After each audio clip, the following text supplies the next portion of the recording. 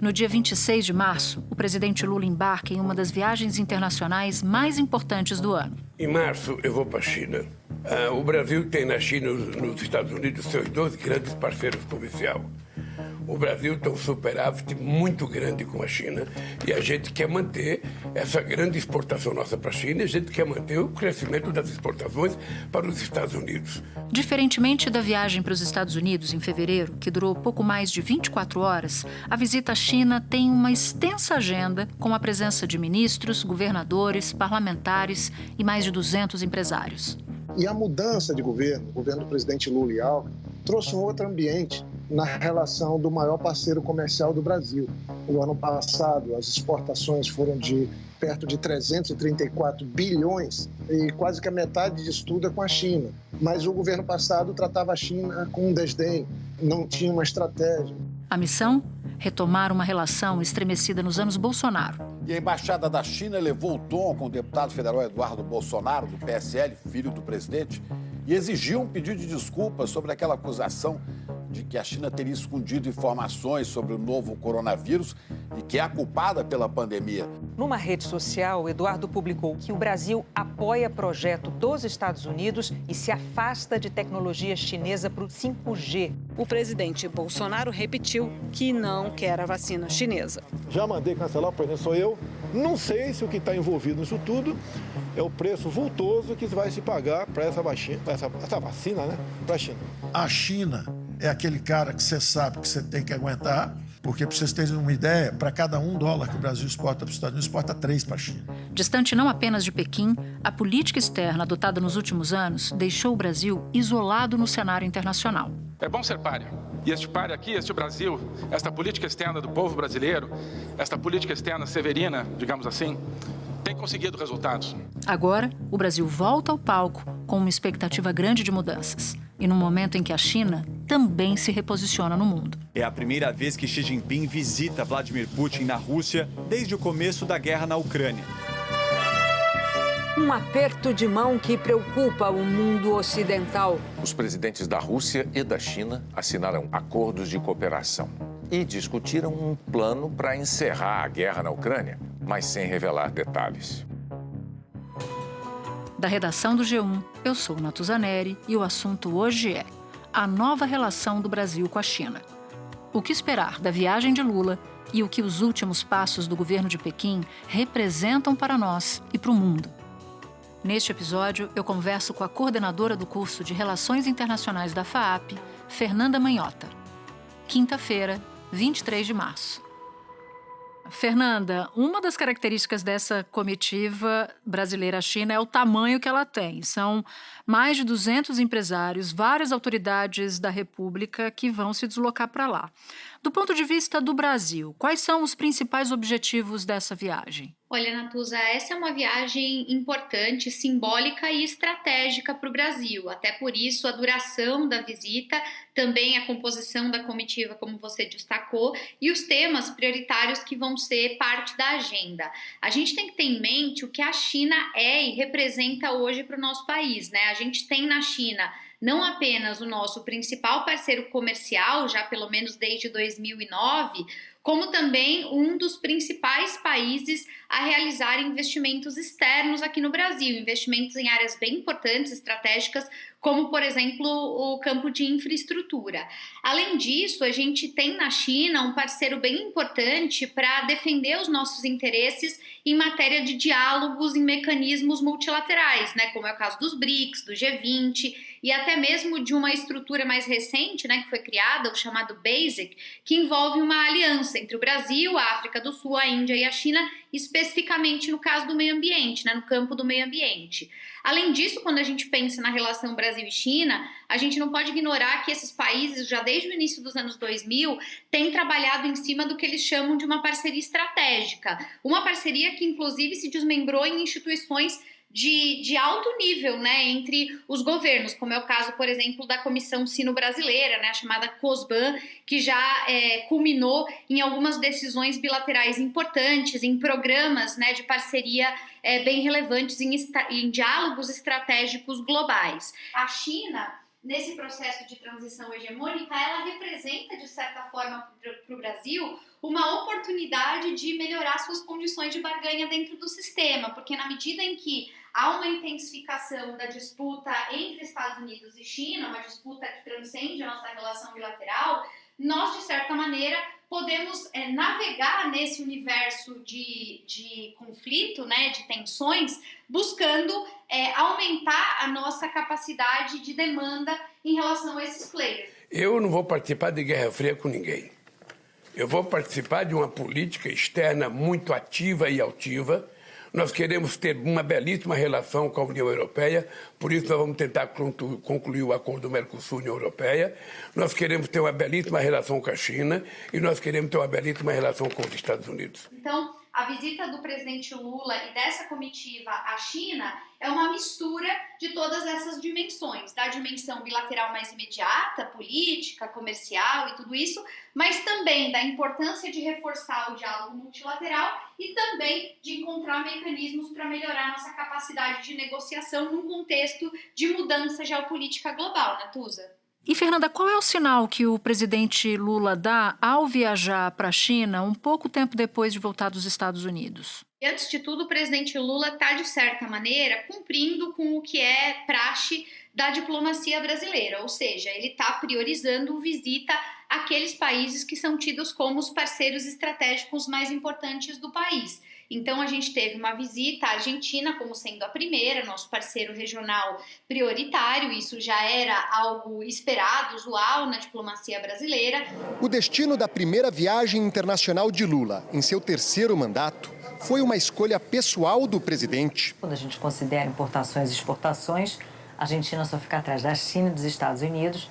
O comércio bilateral chegou a 26 bilhões de dólares, segundo dados preliminares da Câmara de Comércio Argentina sobre o ano passado. Logo depois, a visita aos Estados Unidos e agora a visita à China, assim como haverá outras. Então, de fato, a escolha pelos parceiros em si não surpreende, né? Ele está simplesmente sendo objetivo, pragmático em relação aos interesses. Agora, não dá para a gente negar, claro, que se torna inevitável duas visitas tão próximas gerarem uma comparação entre si. No caso dos Estados Unidos, uma visita mais curta, mais singela, digamos assim, com uma comitiva muito menor.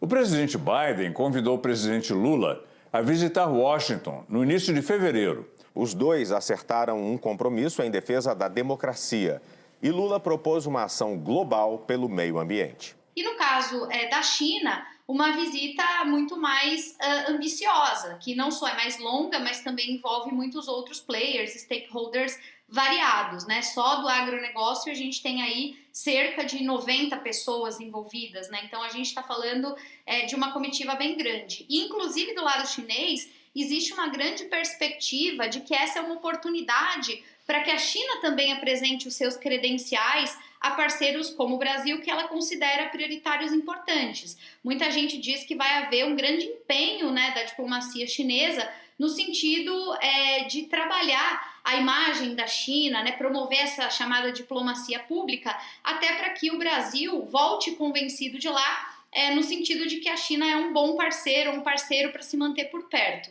A gente aqui no Brasil tem dito sempre que, do ponto de vista latino-americano e brasileiro em particular, a China muitas vezes é mais parte da solução do que necessariamente parte dos problemas, né? Isso porque ela tem contribuído muito desse ponto de vista econômico, de desenvolvimento para o Brasil nos últimos anos, e ela funciona como uma alternativa à dependência do Brasil quanto a parceiros tradicionais, como é o caso dos próprios Estados Unidos. Então, sem dúvida, essa comparação é pertinente e o Brasil acaba sendo uma espécie de palco onde se realiza essa rivalização entre duas potências, uma estabelecida e outra em vias de se estabelecer. Espera um pouquinho que eu já volto para continuar minha conversa com a Fernanda. Então você me dá o gancho, que é olhar para essa viagem a partir dos Estados Unidos. Poucos dias atrás, a Comissão de Relações Exteriores do Senado dos Estados Unidos organizou uma discussão sobre o futuro das relações entre os Estados Unidos e o Brasil. E chamou a atenção porque foi a primeira vez que o Legislativo americano tomou uma iniciativa desse tipo. O que está havendo? Hoje os Estados Unidos estão particularmente preocupados com a relação do Brasil com a China, com essa aproximação? aproximação, o que não é necessariamente uma novidade, né, em termos de governos petistas, e quanto essa aproximação é culpa dos próprios americanos? Pois é, Natuza, essa é a pergunta, assim, que eu diria mais importante a se fazer do ponto de vista da triangulação, né? A triangulação entre Estados Unidos, China, Brasil, ou mesmo América Latina como um todo. Você tem razão quando você diz que essa não é uma realidade recente. Se a gente olhar, né, para as últimas décadas, já dá para perceber esse movimento tomando forma, né? A China, principalmente a partir do início dos anos 2000, já no contexto dos BRICS, disparando do ponto de vista do seu crescimento econômico, ela passou a ocupar espaço nas relações internacionais e, de certa maneira, contestar algumas das estruturas existentes. E nesse momento, os Estados Unidos já começaram a demonstrar uma certa preocupação em relação a isso. Então, já havia, no início dos anos 2000, movimentos de confronto, ou no mínimo de contenção, digamos assim, da China, principalmente na região da América Latina. A China inicialmente tinha interesses aqui na região muito ligadas à perspectiva de abastecimento, né? Interesses na área de minério, siderurgia e também, claro, do ponto de vista da segurança alimentar, né? de compra, enfim, de commodities. Com o passar do tempo, essa pauta foi ganhando complexidade. Hoje já tem a China envolvida em vários projetos, inclusive ambiciosos do ponto de vista de defesa, por exemplo, né? E isso mudou muito a configuração. A gente tem, no final do governo Bush, o governo americano já se preocupando com isso, um processo de deterioração ainda mais severo no decorrer do governo Obama, o momento de elevação das hostilidades no decorrer do governo Trump, e a gente desembarca no governo Biden com uma espécie de grande continuidade dessas medidas. E agora talvez até mais aprofundadas, porque a China de 2023 não é a mesma China de 2001. Né? A China hoje não é apenas uma grande exportadora de manufatura, ela está interessada em projetos ligados à Revolução 4.0, indústria, manufatura, ela está interessada em ciência, tecnologia e inovação, tem vários projetos ambiciosos nacionais nesse sentido. O Xi é uma representação da liderança que defende essa pauta e, por consequência, os americanos passam a ver a China como uma competidora, também como uma concorrente. Na véspera da reunião de cúpula do G20, os líderes das duas maiores potências do mundo tiveram o primeiro encontro. Como líderes, temos a responsabilidade de mostrar que a China e os Estados Unidos podem administrar nossas diferenças, impedir que a competição vire um conflito e encontrar maneiras de trabalhar juntos em questões globais urgentes, afirmou Biden. Num momento em que as relações entre os Estados Unidos e a China são as mais tensas em décadas, Xi falou que os dois devem olhar para a história como um espelho para guiar o futuro. E nesse sentido reagem em várias partes do mundo, e o Brasil, no caso, é mais um desses espaços de disputa. Então, quando o Congresso americano se incomoda, no caso, com o Brasil, de certa forma está tentando elevar a pressão para que o governo brasileiro seja obrigado a escolher um aliado. O problema desse processo de levar o Brasil a escolher um aliado é que, como eu disse, os Estados Unidos têm tido dificuldades em apresentar uma alternativa às propostas chinesas, né? Os chineses, em geral, despejam recursos na região e têm, inclusive, termos, né, de negociação muito mais flexíveis, com menos contrapartidas do que os norte-americanos. Os americanos, em contrapartida, não têm disposto de recursos nos mesmos volumes dos chineses. Então, quer dizer, o Plano Marshall para a América Latina nunca veio. No lugar disso, os chineses ocuparam o vácuo e os americanos se ressentem dessa aproximação. Agora, para o Brasil e para o presidente Lula, o que interessa é uma diplomacia plural, uma diplomacia que permita o diálogo com diferentes parceiros, universalista, é isso que o Lula sempre defendeu, e é por isso que ele vai tentando administrar os dois lados desse pêndulo, Natuza. Essa história de exclusividade ou de preferir um lado ou o outro parece ser ruim para os negócios, né, no geral. Nesse momento de fim de política de Covid-0 na China e a intenção do Brasil de diversificar a exportação, eu queria abordar com você Quais são as oportunidades econômicas mais claras? Porque eu vejo na comitiva, por exemplo, um grande número de empresários do agro. O que é possível conseguir em termos de diversificação da pauta de exportação que não fique concentrada nos produtos tradicionais como soja, por exemplo? Pois é, esse é um ponto fundamental e eu, inclusive, diria que ele é o foco da observação de quem vai acompanhar, de quem está interessado nessa visita, né? Claro que a gente sempre lembra das commodities e do próprio agro, porque tem sido uma força motriz importante das relações entre os dois países. O ministro da Agricultura, Carlos Fávoro, convidou aí uma comitiva de 88 empresários, representantes de entidades do agronegócio para essa viagem à China, e entre os integrantes do grupo estão justamente os irmãos Wesley e Joesley Batista do grupo JF, né? Mas para dar contexto, né, a JBS é uma empresa exportadora de carnes do Brasil para a China, lembrando que os empresários, assim como todos os que estarão na viagem, vão arcar com os custos dessa ida à China do próprio bolso. E ao todo, também dentro desse contexto de olhar comercial para essa viagem, são 20 os acordos já prontos para assinatura entre Brasil e China em várias áreas. Mas, como eu disse, a China é muito importante não só por isso,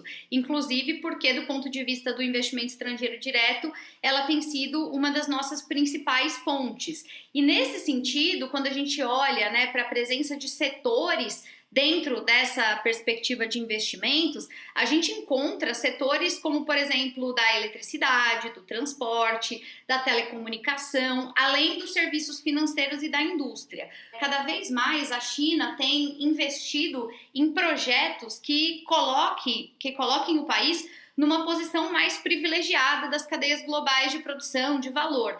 Isso está traduzido não só no Belt and Road Initiative, né, a iniciativa de reconstrução da Rota da Seda, que cria braços de dependência da China no mundo todo, como também num projeto do Xi, que é o Made in China 2025, que promove investimentos em áreas estratégicas. Não à toa a gente hoje tem vacina chinesa, a gente tem a China participando do leilão do 5G e todo esse tipo de debate. Então, eu diria que dos acordos que serão assinados e formalizados nessa visita, a gente tem uma expectativa de mais ou menos 20 acordos, vale a pena olhar não só para o óbvio, que é o agro, que é o que a gente sabe que sempre balizou essas relações, mas até que ponto haverá também acordos envolvendo, por exemplo, cooperação espacial, envolvendo cooperação em áreas de inovação e tecnologia, até porque é do interesse da China priorizar esses setores, é do interesse do Brasil conseguir investimentos nessas áreas que para nós há uma carência, e é também justamente nesse segmento onde as sensibilidades dos Estados Unidos são mais afloradas. Então, na medida em que o Brasil e a China se aproximam em segmentos como esses, a reação dos americanos tende a ser proporcional, né? Então, para a gente saber se vamos ser confrontados a essa necessidade de escolher lados mais ou menos, isso também vai depender de qual é o teor da agenda desses acordos que vão ser firmados, Natuza. E tem algo espinhoso nessa viagem? Algo que os dois governos terão de evitar ou é uma visita mais tranquila? Olha, acho que enquanto a pauta se concentra em aspectos econômicos, a visita tende a ser bem-sucedida e próspera, até porque os interesses estão dados, eles são objetivos, pragmáticos, bastante tangíveis. Agora, quando a gente extrapola isso para questões políticas e geopolíticas, existem espaços mais espinhosos. Eu diria que a guerra da Ucrânia, por exemplo, é um dos temas espinhosos, né? Isso porque a gente sabe que o Brasil tem uma ambição no sentido de construir, colaborar com um projeto de mediação desse conflito e tem adotado uma postura, digamos, de uma certa neutralidade. A China também, nos últimos dias, declarou interesse em ser esse mediador. Putin declarou que a proposta da China poderá servir de base para um acordo de paz, mas que a Ucrânia e o Ocidente não estão prontos para isso. Finalmente, esse plano de paz chinês é um plano de paz que fala em cessar fogo imediato e negociações. Ou seja, ele congelaria a ocupação russa de territórios ucranianos, tornaria essa ocupação um fato da vida. congelando uma situação no terreno de batalha. É, obviamente, um plano inaceitável para a Ucrânia. O debate envolvendo a Ucrânia e os apoios, né, e as alianças associadas à Ucrânia é um terreno que, de um lado, de certo modo, aproxima esses dois países, porque são países que veem legitimidade na construção de uma ordem internacional que não seja dependente da hegemonia americana, é o que eles compartilham, inclusive, com a Rússia enquanto BRIC, mas, por outro lado, o Brasil tem comprometimento com certos valores ocidentais, inclusive chegou na visita aos Estados Unidos a condenar de maneira mais efetiva a posição da Rússia, num contexto em que a China e a própria Rússia têm se aproximado mais diretamente. Putin elogiou o salto tecnológico da China e, descontraído, disse que sente até um pouco de inveja. O presidente chinês respondeu com um sorriso. E logo depois falou que tem certeza que Putin vai ser reeleito ano que vem. Os dois anunciaram um acordo para um gasoduto ligando os dois países e a ajuda da China para substituir as empresas ocidentais que deixaram a Rússia. Então, quanto mais política a pauta, quanto mais estratégica a pauta, e até desse ponto de vista envolvendo temas de segurança, mais delicado é administrar, né, acomodar os interesses entre os diferentes parceiros do Brasil. Quanto mais pragmática, mais econômica, mais fácil vai ser de justificar essa diversificação, Natuza. Conhecendo a administração Lula, acho que vai pelo caminho do pragmatismo. Fernanda, muito obrigada pela participação. Volte outras vezes aqui no assunto. Eu que agradeço, Natuza. Um prazer falar contigo e muito obrigada pelo convite, sempre à disposição. Este foi o Assunto, podcast diário disponível no G1, no Globoplay, no YouTube ou na sua plataforma de áudio preferida. Vale a pena seguir o podcast na Amazon ou no Spotify, assinar no Apple Podcasts, se inscrever no Google Podcasts, no Castbox ou no YouTube e favoritar na Deezer. Assim, você recebe uma notificação sempre que tiver um novo episódio. Comigo na equipe do Assunto estão Mônica Mariotti, Amanda Polato, Tiago Aguiar, Gabriel de Campos, Luiz Felipe Silva, Tiago Kazuroski, Etos Kleiter e Nayara Fernandes. Eu sou Natuza Neri e fico por aqui. Até o próximo assunto.